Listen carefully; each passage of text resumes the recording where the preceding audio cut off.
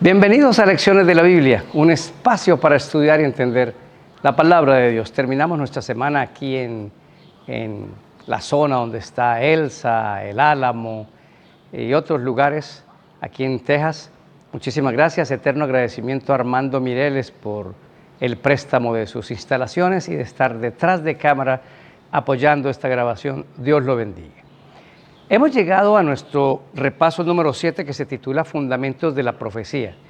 He de confesar que después de estudiar y mirar no logré encontrar una secuencia muy lógica entre el título de la lección y el contenido de lo que vamos a tener en la semana. Por eso es muy importante este repaso que tenemos aquí el día de hoy para amplificar mucho nociones que tal vez no vengan en el material de trabajo, pero que nos van a ayudar muchísimo. No olviden consultar la herramienta del Diccionario Bíblico Adventista y junto a esta lección aquí en el canal de YouTube o en el canal de WhatsApp, le enviaremos las palabras de estudio de esta semana. Así que bueno, nos place mucho que nos acompañen. Bienvenidos, gracias por estar con nosotros. Lecciones de la Biblia. A continuación. Continuemos con una oración. Buen Señor, te damos muchas gracias por la oportunidad de estudiar este tema del fundamentos de la profecía. Ayúdanos a clarificar muchísimo más lo que tú quieres que aprendamos, pero sobre todo que encontremos a Cristo y que este estudio nos haga mejores cristianos. En su nombre bendito. Amén. Hemos aclarado que profecía es un término mucho más amplio que no solamente se refiere a los eventos en el futuro o a los eventos finales. Los eventos finales se llaman escatología. Profecía es toda la revelación que Dios ha dado, toda, absolutamente toda. Pero como estamos entrando en el tiempo del fin o estamos avanzando hacia el fin del tiempo, este estudio se hace muy importante. Nuestro texto de hoy está en Isaías capítulo 6, versículo 8. Después oí la voz del Señor que dijo, ¿a quién enviaré? ¿Quién irá de nuestra parte? Entonces respondí, aquí estoy, envíame a mí. El derecho de gobernar en el universo le pertenece a Dios. Nunca lo ha perdido. Y una de las imágenes que se repite en Isaías, en Ezequiel y en Juan en el Apocalipsis es una visión del trono. Las vamos a repasar durante la semana. El fundamento de todo esto, de la revelación de Dios, es que Dios está en un trono y Él es el que gobierna. El segundo punto es que le encanta entregarle información, revelarse a los seres humanos, porque los ama, porque quiere que lo conozcamos en su esencia, que es el amor. Después de, o cada vez que se da una visión del trono, siempre los profetas terminaban con dos tipos de reacciones. La primera, reconocer su pecaminosidad y su bajeza, muy importante. Y la segunda, una firmeza del toque sanador de Dios para ir a predicar y para ir y aceptar el llamado. Creo que nos corresponde esta semana averiguar muy bien estas visiones del trono, porque son dos necesidades que tenemos. Yo necesito de Dios. Yo necesito de Dios. Tengo una dependencia de Él por mi bajeza y por mi pecaminosidad, y Él me eleva a su nivel. Y la segunda, esa visión de tener fuego en el interior para ir a predicar el Evangelio a quien lo necesita. Hemos dividido nuestro repaso en 6 puntos. Punto número 1, Dios es el autor de la profecía. Número 2, es 100% cristocéntrica. 3, la Biblia se explica a sí misma. 4, el método de interpretación es el método historicista. 5, el principio día por año en la profecía. Y 6, Dios gobierna el universo desde su trono. Bueno, comencemos porque tenemos 6 temas y no quiero hacer otra vez 2 repasos, sino salir en un solo repaso. Punto número 1, Dios es el autor de la profecía. Vamos a buscar el libro de 2 de Pedro capítulo 1, versículo 21. Porque nunca la profecía fue traída por voluntad humana, sino que los santos hombres de Dios hablaron siendo inspirados por el Espíritu Santo. Un primer fundamento para estudiar todo lo que es la Biblia y los eventos proféticos es este: la profecía. La Biblia es la palabra de Dios. Yo no puedo abordar el libro como un libro investigativo nada más, o que unas cosas son mitos y otras realidad, o que yo estoy de acuerdo con esto, pero con esto no. Imposible. La Biblia, que compone el Antiguo y el Nuevo Testamento, todo es palabra de Dios, es inspirada por Él. Él es el autor y compartió con los seres humanos esta autoría a través del proceso de la inspiración. La inspiración es la que el Espíritu Santo actuaba en la mente del profeta. Y esto que tenemos escritos es una conjugación divino-humana. Pero el autor es Dios y usó autores humanos para poder traer esa revelación hasta nuestros días. Punto 2. La Biblia y la profecía es 100% cristocéntrica. Tema de la semana anterior, pero lo vamos a remachar un poquito. Apocalipsis 1:1. La revelación de Jesucristo que Dios le dio para manifestar a sus siervos las cosas que deben suceder pronto. Y la declaró enviándola por medio de su ángel a su siervo Juan. La Biblia es la revelación de Jesucristo. Una persona que estudia mucha profecía y entiende todas las profecías debería tener una mejor experiencia espiritual, debería ser un mejor cristiano. ¿Por qué? Porque encontró la revelación de Jesucristo. Conocer fechas, eventos y acontecimientos sin que eso transforme mi corazón y me vuelva una persona dura y rígida y fustigando a los demás, eso no combina, eso no funciona. 100% cristocéntrica. Aparte, en este versículo da la forma en que nos llegó la revelación. Es la revelación de Jesucristo, pero Dios se la dio al ángel. Y el ángel se la declaró al profeta. Esa es la forma como la revelación funciona. Así que la Biblia es 100% cristocéntrica. Voy a leer Hebreos capítulo 8, versículo 1 y 2, para que confirmemos este punto. Dice: ahora bien, el punto principal de lo que venimos diciendo es que tenemos tal sumo sacerdote, el cual se sentó a la diestra del trono de la majestad de los cielos, ministro del santuario y de aquel verdadero tabernáculo que levantó el Señor y no el hombre. Pablo en el libro de los Hebreos está tratando de explicar la superioridad de Cristo sobre los ángeles, capítulo número 1, sobre Moisés y sobre el santuario.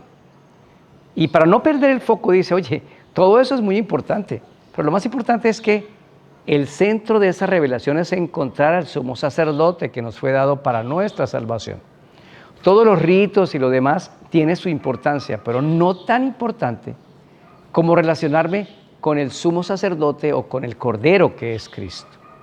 El rito no me sirve sin el sumo sacerdote y sin el Cordero que a la vez es Cristo. Así que 100% cristocéntrica. No vaya a preparar un sermón para que, a ver, cómo dejan estos males y estos pecados. Háblense a sí mismo, Señor, hábleme a mí y yo transmito esa palabra a los demás, encontrando a Cristo. Punto 3. La Biblia se explica a sí misma. Los protestantes, comenzando con Lutero, cuando empieza la Reforma protestante, tenían una frase, sola scriptura, es decir, la Biblia y solo la Biblia. La Biblia se explica a sí misma. Por eso los escritos de los que llamaron los padres de la Iglesia y otro tipo de escritos no sirven para interpretar la Biblia. ¿Por qué? Porque pueden estar sesgados, porque pueden estar cambiados. La Biblia se explica a sí misma. Voy a poner un ejemplo. Vamos a ver Isaías capítulo 28, versículo 10. ¿Cuál es el método para estudiar la Biblia? Miren lo que dice Isaías capítulo 28, versículo número 10. Porque mandamiento tras mandamiento, mandato sobre mandato, renglón tras renglón, línea sobre línea, un poquito aquí, otro poquito allá. ¿Y cómo sabemos que esto está haciendo parte de entender la Biblia? Porque en el 9 dice a quién se le va a enseñar la ciencia, a quién se le va a enseñar la doctrina. Y en el 10 dice cómo hacerlo. Hay personas que dicen, yo quiero que Dios me diga lo que voy a hacer hoy. Cierran los ojos y abren y leen un texto. Ah, ya me lo dijo el Señor. Ese no es el método del Señor.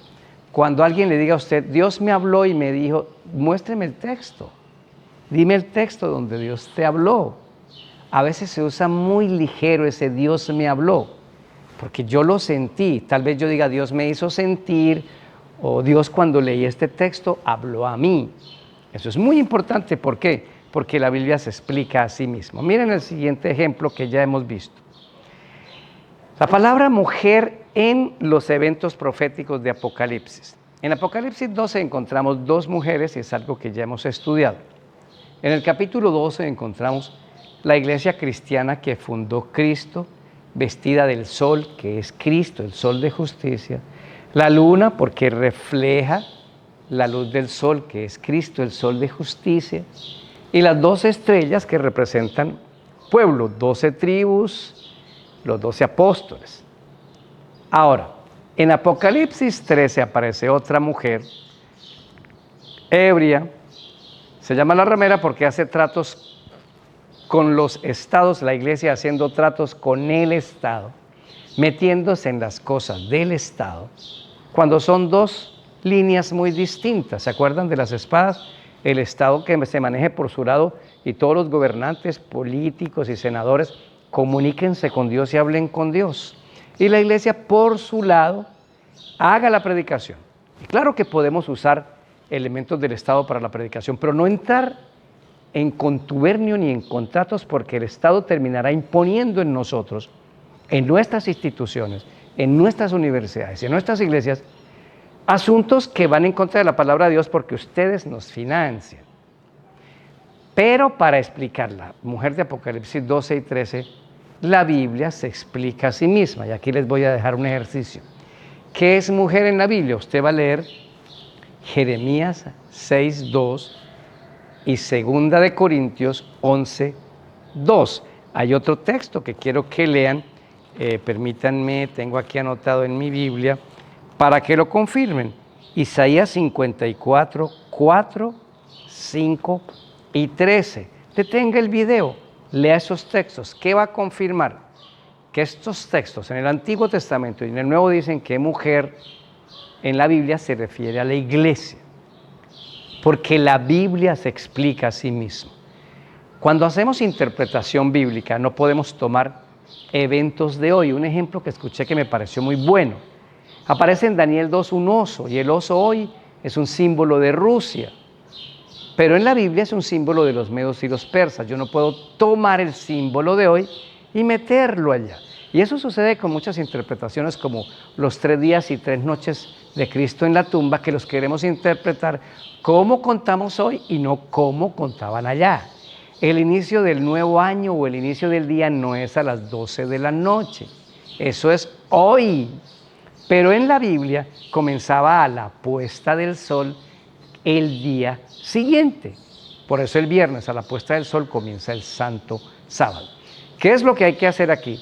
La Biblia se interpreta a sí misma. Vamos al punto número 4, el método historicista. Aquí miren lo siguiente, hay 3 métodos. El método preterista, atrás. Quiere decir que todos los acontecimientos, el cuerno pequeño ya pasó, el cuerno pequeño fue Antíoco Epífanes, todo se cumplió allá atrás, no funciona. El método futurista, el reloj profético se detuvo y se va a cumplir más adelante, tampoco.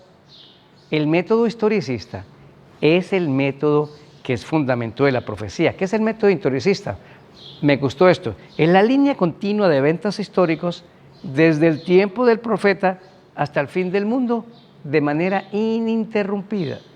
Ese es el historicista. Hay una línea de tiempo desde que el profeta habló hasta el fin del mundo, y los acontecimientos en el tiempo se van cumpliendo de manera ininterrumpida. Ejemplo, Daniel capítulo 2, capítulo 7 y capítulo 8. Hay una gran sucesión de reinos que se van ampliando. En el 2 está lo político, en el 7 está político-religioso y en el 8 está todo lo religioso, cuando el cuerno pequeño entra a tomar protagonismo durante estos eventos. Pero esos eventos se han ido revisando y yendo en el tiempo y en el tiempo.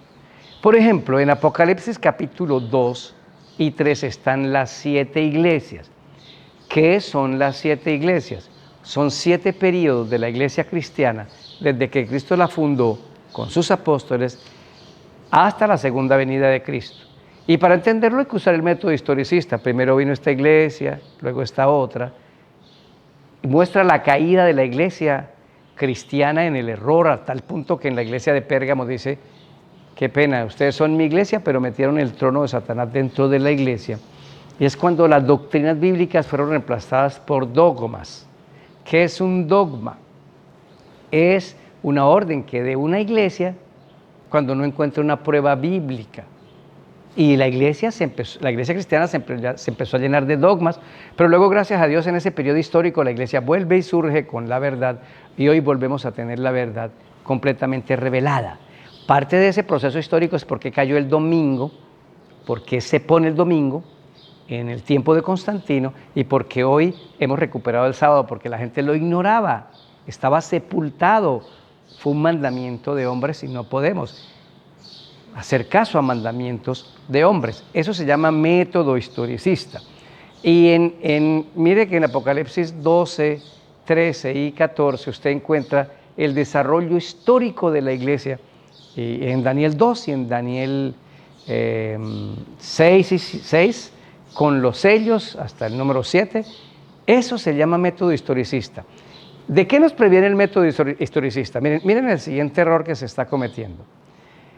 En Daniel 8:14 se nos habló de los 2300 años que indican cuándo Cristo iniciaría el juicio sobre este mundo, y que terminan el 22 de octubre de 1844. Hay un estudio completo sobre eso. Pero algunas iglesias dicen 70 semanas están destinadas sobre tu pueblo. Quiere decir, de todas estas fechas, 70 semanas, o sea, 70 semanas de 7 años, 490 años, tienen ustedes a partir de hoy, israelitas, para definirse si van a ser mi pueblo o no van a ser mi pueblo.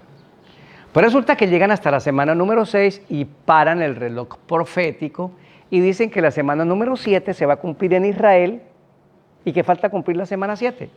Eso se llama método futurista. No funciona, porque en la semana 7 el Mesías se bautizó y el Mesías murió.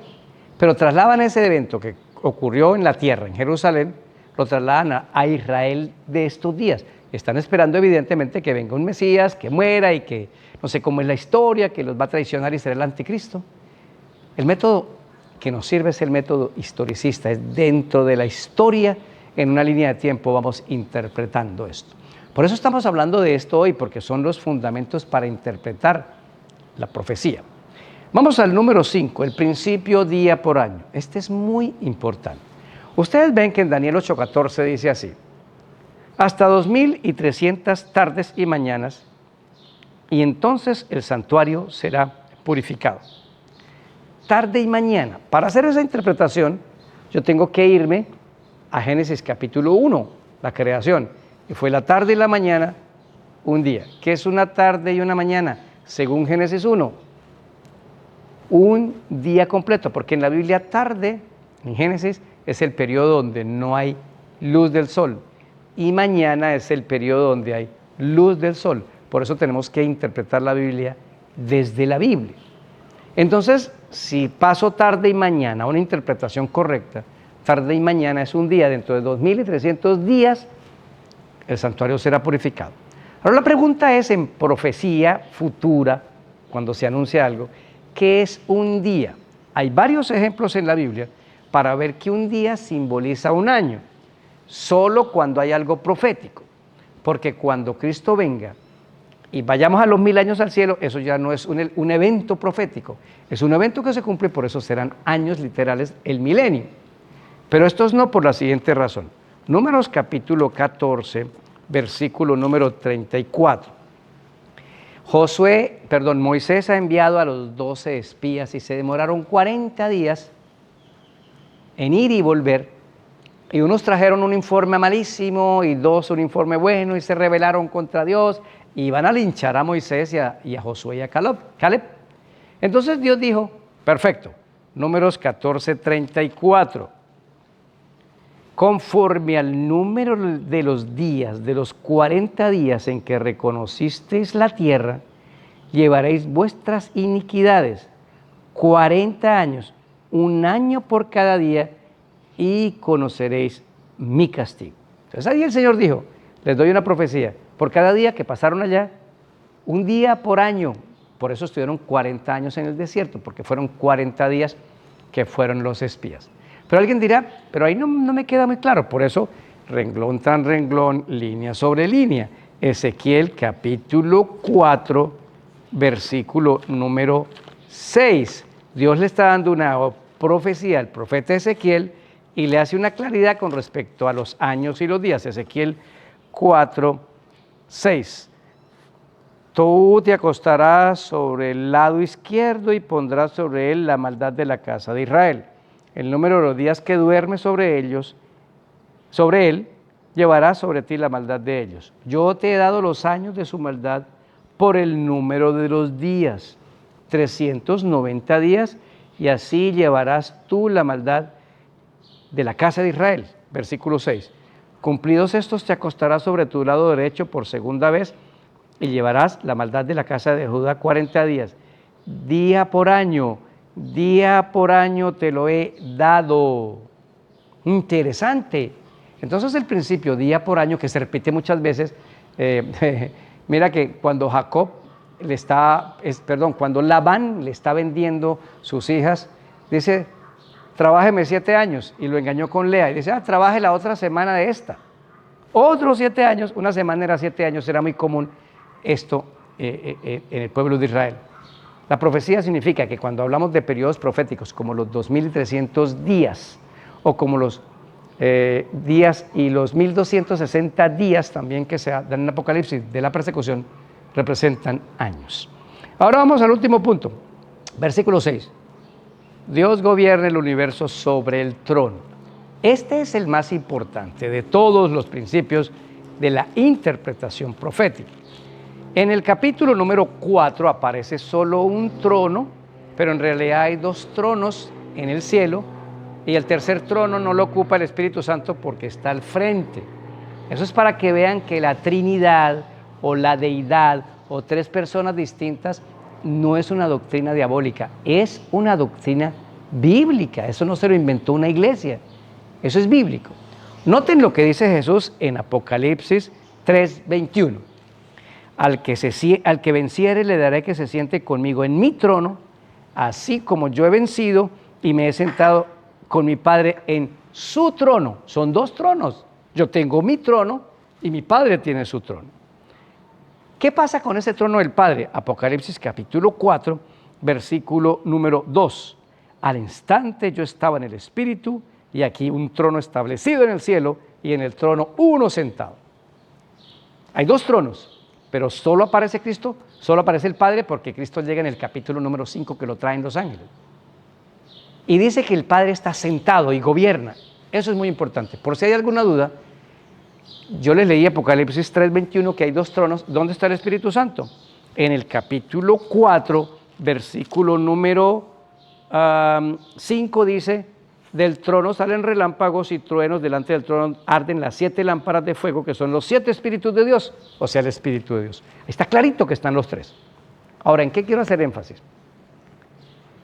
El diablo cree que es el dueño de este mundo y lo puede manejar a su antojo. Hay cada gobernante en esta tierra que quiere manejar todo como él quiere, y todos los gobernantes de los países son iguales.